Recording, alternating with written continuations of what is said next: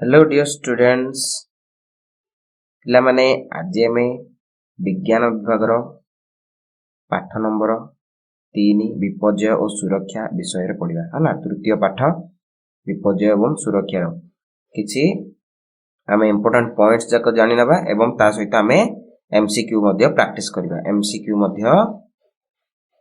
Practice करबा हला। तो देख पिला माने विपर्यय सुरक्षा पाठटी को आरंभ करिबा। प्राकृतिक विपर्यय कौन पिला माने बेले बेले केतेक प्राकृतिक घटना घटी लोक मानकर अनेक क्षय क्षति घटाई थाए याको प्राकृतिक विपर्यय कुआ जाए। जेमिति बन्या बात्या भूमिकंप मरुड़ी ए सब गोटे गोटे प्राकृतिक विपर्यय एगुड़ी को मनुष्य सृष्टि करते कि नाई ये प्रकृति होई थाए। तो यही सब विपर्यय घटी लोक मानकर बहुत क्षय क्षति करि थाए तो आपको प्राकृतिक विपर्यय कह जाए। यही सब विपर्यय गुड़ी को है बन्या बात्या भूमिकंप मरुड़ी इत्यादि सब। बात्या विषय एवं टिके पढ़ा देख पिला माने बात्या कौन समुद्र पतनर तापमात्रा और जल बाष्प मिश्रण रे घूर्णन सृष्टि जोगु लघुचाप सृष्टि होई धीरे धीरे बात्यार रूप धारण करिथाए। समुद्र पतन रे समुद्र कूल रे समुद्रर उच्चरु सेठी तापमात्रा कौन हुए तापमात्रा आउ जल बाष्प सेमानक मिश्रण रे गोटे घूर्णन सृष्टि हुए सेठी ताहा धीरे धीरे लघुचाप सृष्टि हुए ताहा धीरे धीरे धीरे धीरे बात्यार रूप धारण करे। सेठी प्रथमे लघुचाप सृष्टि होबो से धीरे धीरे धीरे धीरे रही बात्या रूप धारण करिवो हला।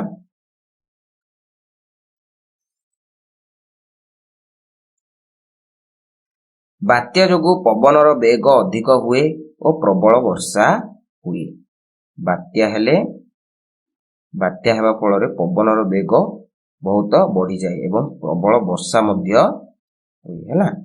प्रबल वर्षा हेतु नदी और नाल रे प्रबल बन्या आसे तुम्हें देखिथिबो। बात्या बन्या हेबा फल कौन बहुत पानी आसी जाए गाँव गहली रे पानी जमी जाए बात्या आसी जाए है। नदी नदी पाख अंचल जाक सेगुड़िक सबू पानी रे बुड़ी जाती। बात्या जोगु बड़ बड़ गछ उपुड़ी जाए और घर द्वार भांगी जाए। पुनश्च बन्या जोगु फसल नष्ट हुए और गाँ गंडा भासी जाए। या फल रे बहु परिमाण रे धन जीवन क्षय क्षति हुए। बात्या जोगु कौन हुए बड़ बड़ गछ जेते सबू थिबो सेगुड़िक पवन द्वारा भांगी जाए। पुनश्च बन्या जोगु कौन हुए जेते सब फसल आमर फसल कराइथिबो सेगुड़िक नष्ट हो जाए फसल रे पानी जमी एवं गाँ दंड भासी जाए। गाँ मध्य पानी पसी गाँ दंड मध्य भासी जाए पानी रे जलपूर्ण हो जाए। या फल रे बहु परिमाण रे धन जीवन क्षय क्षति हुए। बात्या और बन्या परवर्ती अवस्था रे परिवेश प्रदूषण जनित कारणरू बहु लोक मृत्युवरण करिबारे यथेष्ट संभावना थाए। बात्या किंबा बन्या पर हम परिवेश सबू प्रदूषण हो जाए प्रदूषित जहाँ फल रे विभिन्न रोग होई थाए। रोग हेले लोक माने मृत्युवरण करिथांती अनेक लोक मृत्युवरण करिथांती। बन्या परे परे साप कामुड़ा तथा अन्यान्य परिवेश प्रदूषण जनित कारणरू बहु लोक मृत्युवरण करिवार यथेष्ट संभावना थाए। बन्या परे मध्य बन्या हेले अनेक जीवजंतु से बन्या जल रे भासी आसंती सेहीपरि साप मध्य भासी आसे। साप जदि काहाको कामुड़िला तो मृत्यु हेबार चांस अछि ना नहीं मृत्युवरण करिवार यथेष्ट संभावना थाए।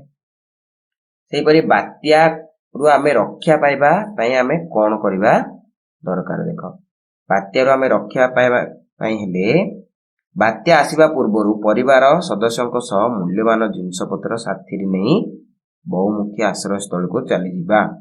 उच्च स्थान को बा बहुमुखी आश्रय स्थल को आमे चली जिबा हला। पीवा पानी और खाद्य पदार्थ भली अत्यावश्यक जिनिस मध्य साथी रे नेबा आवश्यक नचेत आम सेठी पीवा पानी पाइबानी एवं खाद्य पदार्थ मध्य खाद्य खाइबा पई मध्य खाद्य पाइबानी। तो पीवा पई पानी एवं खाद्य आमे साथी रे नै जिबा। गृहपालित पशु मानक निरापदा स्थान को नै जिबा उचित।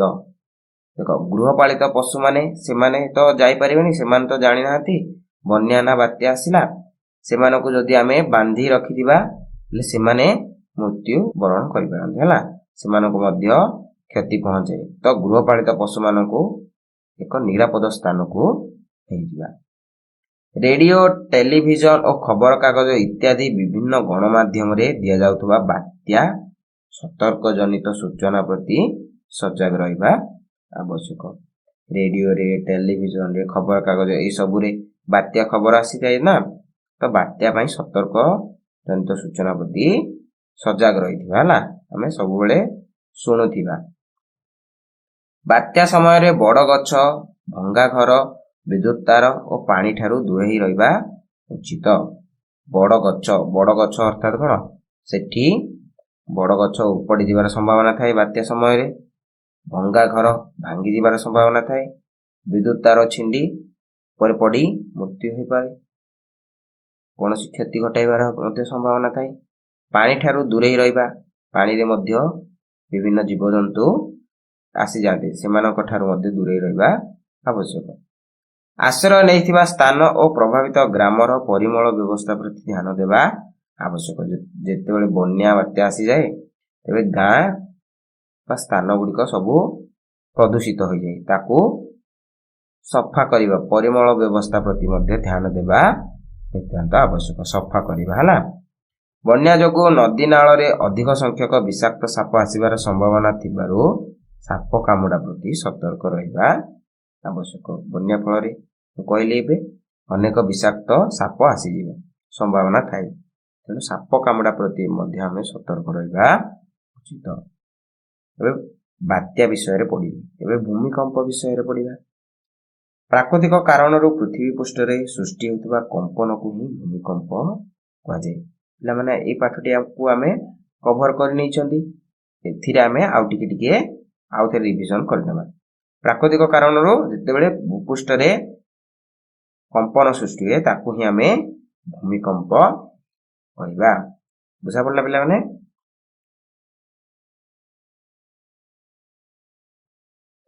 ସମସ୍ତ ପ୍ରାକୃତିକ ବିପର୍ଯ୍ୟୟ ମଧ୍ୟରେ ଭୂମିକମ୍ପର ପରିଣତି ଅଧିକ ଭୟାବହ ହୋଇଥାଏ। ଯେତେ ସବୁ ପ୍ରାକୃତିକ ବିପର୍ଯ୍ୟୟ ଅଛି ସବୁଠାରୁ ଭୂମିକମ୍ପର ପରିଣତି ଅଧିକ, ମାନେ ଅଧିକ ଭୂମିକମ୍ପରେ ଅଧିକ କ୍ଷୟକ୍ଷତି ହେବାର ସମ୍ଭାବନା ଥାଏ। ଭୂମିକମ୍ପ ଯୋଗୁଁ ବେଳେବେଳେ ବଡ଼ ବଡ଼ କୋଠାଘର ଭାଙ୍ଗିଯାଏ, ବଡ଼ ବଡ଼ ସହର ମଧ୍ୟ ଧ୍ୱଂସ ବିଧ୍ୱଂସ ହୋଇଯାଏ। ବଡ଼ ବଡ଼ କୋଠା ଭାଙ୍ଗି ସହର ଗୁଡ଼ିକ ଧ୍ୱଂସ ବିଧ୍ୱଂସ ହୋଇଯାଇଥାଏ ଭୂମିକମ୍ପରେ। ଭୂମିକମ୍ପର ତୀବ୍ରତା ଅଧିକ ହେଲେ ଏହା ବହୁଳ ମାତ୍ରାରେ ଧନଜୀବନ କ୍ଷୟକ୍ଷତି ଘଟାଏ।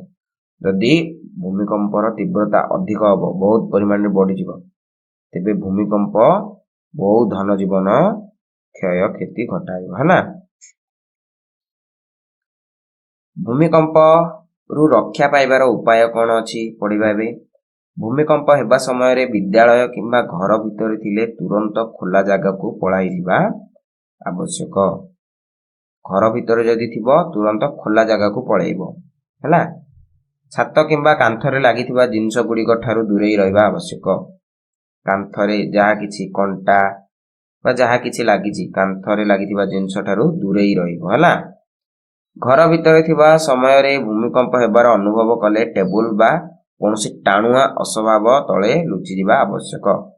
ଟେବୁଲ ହେଲା, ଚେୟାର ତ ନାହିଁ, କାଠ ଟେବୁଲ, ଏମିତି କ'ଣ ଟାଣୁଆ ଅସବାବ ଜିନିଷ ଯଦି ଥିବ ତାର ତଳେ ଲୁଚିଯିବ ହେଲା। ଭୂମିକମ୍ପ ଯଦି ତୁମେ ଯାଇପାରିଲ ନାହିଁ ବାହାରକୁ।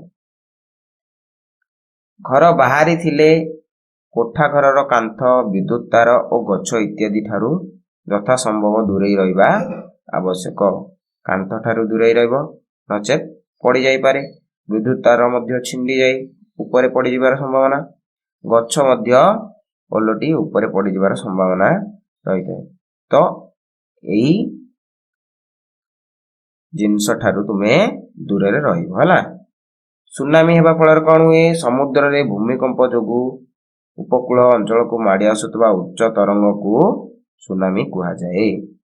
ସମୁଦ୍ରରେ ଯେତେବେଳେ ଭୂମିକମ୍ପ ହୁଏ जो से अंचल समुद्र अंचल जो उच्च ज्वार स्थल भाग आड़क माड़ी आसे ताकू सुनामी कहुए है। सुनामी जोगु उपकूल अंचल आदिवासी बहुल परिमाण रे क्षय क्षति होता है। जदि उच्च ज्वार जदि स्थल भाग आड़क माड़ी आसीबो तो सेतिरे सी सबु ध्वंस विध्वंस करिदेई पळेइबो हला। सुनामी विषय रे बुझिले। एबे आमे केतेक प्रश्न करिबा हला। प्रश्नर उत्तर करिबा। तो देख पिला माने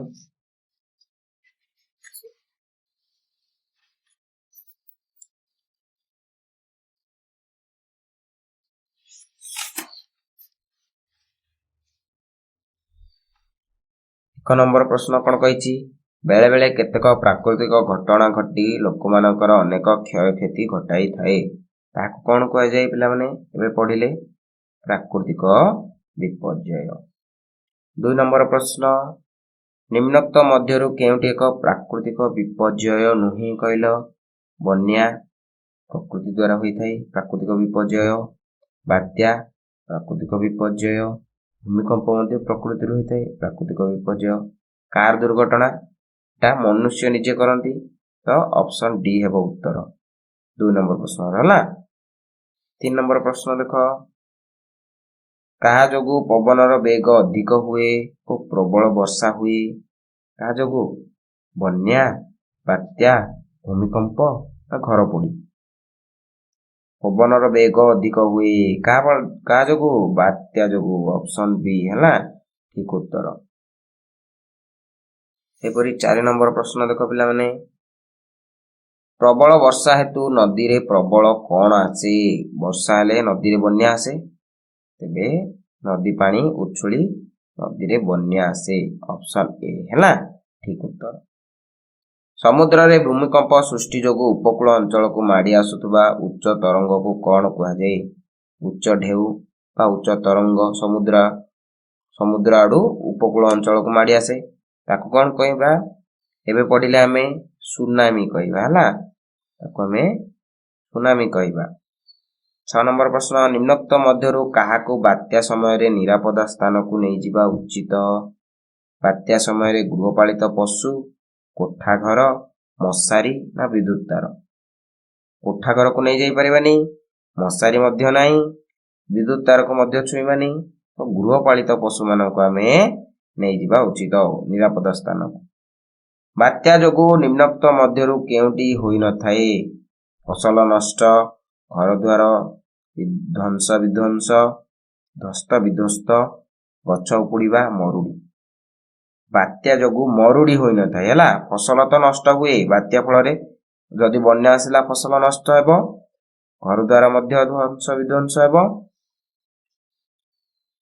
गछ मध्य उपुड़ी जिबार संभावना मरुड़ी हुएनी हला। मरुड़ी एठी उत्तर हेबो। सही परी 8 नंबर प्रश्न देखो पिला माने प्रबल वर्षा हेले केउटी होई थाए। प्रबल वर्षा हेले बन्या हुए। बात्या संपर्कित सतर्क जनित सूचना केउथिरे उपलब्ध होई न थाए कहलो। रेडियो रे होई थाए टेलीविजन रे होई थाए खबर कागज रे होई थाए पुस्तक रे होई न थाए हला। उत्तर हेबो डी ऑप्शन डी पुस्तक। भूमिकंप समय रे केउटी एक सुरक्षित स्थान नुही। भंगा कोठा टाणुआ आसबाब पत्र कागज तोरण खोला पड़िया। भूमिकंप समय रे केउटी एक सुरक्षित स्थान नुही। देख भंगा कोठा सुरक्षित स्थान नुही। टाणुआ आसबाब पत्र तले मध्य आमे रही परिबा। कागज तोरण रे मध्य रही परिबा। खोला पड़िया रे मध्य रही परिबा। तो एठी हमर उत्तर हेबो भंगा कोठा हला। ऑप्शन ए भंगा कोठा हेबो। भूमिकंप समय रे केउटी घटी न थाए। केउटी घटी न थाए कहला पिला माने भूमिकंप समय रे कोठा बाड़ी दोहली थाए गाई माने रडी छाड़ंती गाई माने मध्य साप माने गातरू बाहरी आसंती आसबाब पत्र आकाश रे उड़ी थांती ସାପମାନେ ମଧ୍ୟ ଗାତରୁ ବାହାରି ଆସନ୍ତି। ଆସବାବପତ୍ର ଉପରେ ଆକାଶରେ ଉଡ଼ିଥାନ୍ତି କି ନାହିଁ? ତ ଆମର ଅପସନ୍ ଡି ହେବ ଉତ୍ତର। ସୁନାମି ଯୋଗୁଁ କେଉଁ ଅଞ୍ଚଳରେ ବ୍ୟାପକ କ୍ଷୟକ୍ଷତି ହୋଇଥାଏ? ଉପକୂଳ ଅଞ୍ଚଳରେ, ମାଳଭୂମି, ପାର୍ବତ୍ୟ ଅଞ୍ଚଳ, ନଦୀ ଉପତ୍ୟକା ଅଞ୍ଚଳ। ସୁନାମି ଯୋଗୁଁ ଉପକୂଳ ଅଞ୍ଚଳକୁ ମାଡ଼ି ଆସେ ତରଙ୍ଗ ନା ନାହିଁ, ଉପକୂଳ ଅଞ୍ଚଳ ଅଧିକ କ୍ଷୟକ୍ଷତି ହୋଇଥାଏ। ନିମ୍ନୋକ୍ତ ମଧ୍ୟରୁ କେଉଁଟି ଭିନ୍ନ? ବାତ୍ୟା, ବନ୍ୟା, ସୁନାମି, ଗ୍ୟାସ୍ ଚୁଲା ଫାଟିବା। ଦେଖ ଏଇ ତିନୋଟି ହେଲା ପ୍ରାକୃତିକ ବିପର୍ଯ୍ୟୟ। ଗ୍ୟାସ୍ ଚୁଲା ଫାଟିବା ଏଇଟା ମନୁଷ୍ୟକୃତ, ମନୁଷ୍ୟମାନେ ଗ୍ୟାସ୍ ଚୁଲା ବନାନ୍ତି, ତ ମନୁଷ୍ୟକୃତ ଗ୍ୟାସ୍ ଚୁଲା ଫାଟିବା ଅପସନ୍ ଡି ହେଲା। 14 ନମ୍ବର ପ୍ରଶ୍ନ, ନିମ୍ନୋକ୍ତ ମଧ୍ୟରୁ କାହାର ମାତ୍ରା ଅଧିକ ହେଲେ ଭୂମିକମ୍ପରେ ବ୍ୟାପକ କ୍ଷୟକ୍ଷତି ହୋଇଥାଏ? ସାନ୍ଦ୍ରତା, ତୀବ୍ରତା, ତାପମାତ୍ରା, କମ୍ପନ। ଭୂମିକମ୍ପର ତୀବ୍ରତା ଅଧିକ ହେଲେ ହେଲା, ଭୂମିକମ୍ପର ତୀବ୍ରତା ଯଦି ଅଧିକ ହେବ ତେବେ ବ୍ୟାପକ କ୍ଷୟକ୍ଷତି ଘଟାଇବ ଭୂମିକମ୍ପ ହେଲା। 15 ନମ୍ବର ପ୍ରଶ୍ନ ଦେଖିବା ପିଲାମାନେ, ବାତ୍ୟା ବନ୍ୟା ସମୟରେ କାହାର ଦଂଶନର ସମ୍ଭାବନା ଥାଏ? କିଏ ଦଂଶନ କରନ୍ତି? କାମୁଡ଼ିବାର ହେଲା, ସାପ କାମୁଡ଼ିବାର ହେଲା। ନିମ୍ନସ୍ଥ ଉକ୍ତିଗୁଡ଼ିକ ମଧ୍ୟରୁ କେଉଁଟି ଭୂମିକମ୍ପରୁ ରକ୍ଷା ପାଇବା ପାଇଁ ପ୍ରଯୁଜ୍ୟ ନୁହେଁ? ପ୍ରଯୁଜ୍ୟ ନୁହେଁ ପିଲାମାନେ ହେଲା।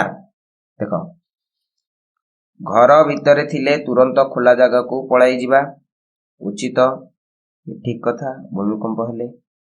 ଛାତ ତଥା କାନ୍ଥରେ ଲାଗିଥିବା ଜିନିଷ ଗୁଡ଼ିକ ଠାରୁ ଦୂର ରହିବା, ଏ ମଧ୍ୟ ଠିକ କଥା। ଭୂମିକମ୍ପ ହେବାର ଅନୁଭବ କଲେ ଟେବୁଲ ବା କୌଣସି ଟାଣୁଆ ଆସବାବ ପତ୍ର ତଳେ ଲୁଚିଯିବା, ଇଏ ମଧ୍ୟ ଠିକ କଥା।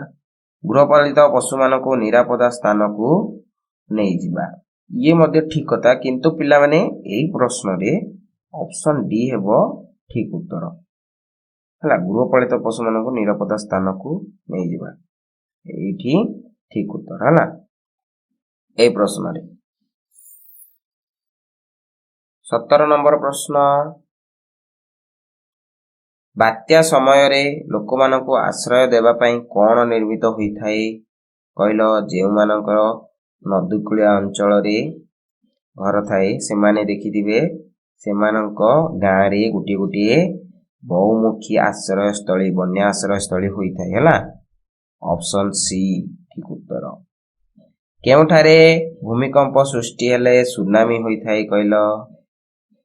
ଭେରି ଗୁଡ୍, ସମୁଦ୍ରରେ ହେଲା। ସମୁଦ୍ରରେ ଯେତେବେଳେ ଭୂମିକମ୍ପ ହେବ ତ ସେଠି ସୁନାମି ଆସିବ ହେଲା। କେଉଁ ପ୍ରକାର ବିପର୍ଯ୍ୟୟ ସମୟରେ ସାପ କାମୁଡ଼ା ପ୍ରତି ସାବଧାନ ହେବାକୁ ହୁଏ କହିଲ? ବନ୍ୟା, ଅଗ୍ନି ଉଦ୍ଗୀରଣ, ଭୂମିକମ୍ପ, ଘରପୋଡ଼ି। ବନ୍ୟାରେ ହେଲା, ବନ୍ୟା ହେଲେ ଅଧିକ ଜଳ ପୂର୍ଣ୍ଣ ହୋଇଯାଏ ଅଞ୍ଚଳ, ତ ଅଧିକ ସାପ କାମୁଡ଼ାର ସମ୍ଭାବନା ଥାଏ, ସେଥିପ୍ରତି ଧ୍ୟାନ ଦେବା ଆବଶ୍ୟକ ହେଲା। 20 ନମ୍ବର ପ୍ରଶ୍ନ ଦେଖ ପିଲାମାନେ, କେଉଁ ପ୍ରକାର ପ୍ରାକୃତିକ ବିପର୍ଯ୍ୟୟ ସମୟରେ ଆମେ ଘର ଭିତରେ ଥିଲେ ତୁରନ୍ତ ଖୋଲା ଜାଗାକୁ ପଳାଇ ଯିବା? ବାତ୍ୟା, ଭୂମିକମ୍ପ, ବନ୍ୟା ନା ଅଗ୍ନିପାତ? ଭୂମିକମ୍ପ ଅପସନ୍ ବି ହେଲା ଠିକ ଉତ୍ତର। ବାତ୍ୟା ସମୟରେ ପବନର ବେଗ ଅଧିକ ହୁଏ ମାତ୍ର ବର୍ଷା କମ ହୁଏ? ବାତ୍ୟା ସମୟରେ ପବନର ବେଗ କମ ହୁଏ ମାତ୍ର ପ୍ରବଳ ବର୍ଷା ହୁଏ? ପବନର ବେଗ କମିଯାଏ ଓ ବର୍ଷା ଖୁବ କମ ହୁଏ? ପବନର ବେଗ ଅଧିକ ହୁଏ ଏବଂ ପ୍ରବଳ ବର୍ଷା ହୁଏ? କହିଲ ପିଲାମାନେ, ପଢିଲେ ଆମେ ବାତ୍ୟା ସମୟରେ ପବନର ବେଗ ଅଧିକ ହୁଏ ଏବଂ ପ୍ରବଳ ବର୍ଷା ହୁଏ, ଅପସନ୍ ଡି ହେଲା ଠିକ ଉତ୍ତର। 22 ନମ୍ବର ପ୍ରଶ୍ନ, କେଉଁଥିରୁ ରକ୍ଷା ପାଇବା ପାଇଁ ଆମେ ମୁଣ୍ଡରେ ଓଦା ଗାମୁଛା ପକାଇଥାଉ? କେଉଁଥିରୁ? ଟାଣ ଖରାରୁ ହେଲା, ଅପସନ୍ ସି ଠିକ ଉତ୍ତର। ସେହିପରି 23 ନମ୍ବର ପ୍ରଶ୍ନ, ବାତ୍ୟା ସମୟରେ ପ୍ରବଳ ବର୍ଷା ହେବା ଫଳରେ କ'ଣ ହୁଏ? ପ୍ରବଳ ବର୍ଷା ହେଲେ ବନ୍ୟା ହେବାର ସମ୍ଭାବନା ଥାଏ ହେଲା। प्रबल वर्षा हेले। ऑप्शन बी बात्या सृष्टि हेबा पूर्वरु वायुमंडल रे प्रथमे कौन सृष्टि हुए? बात्या सृष्टि हेबा पूर्वरु वायुमंडल रे प्रथमे लघुचाप सृष्टि हुए। मन रखिबो पिलाମାନେ ହେଲା।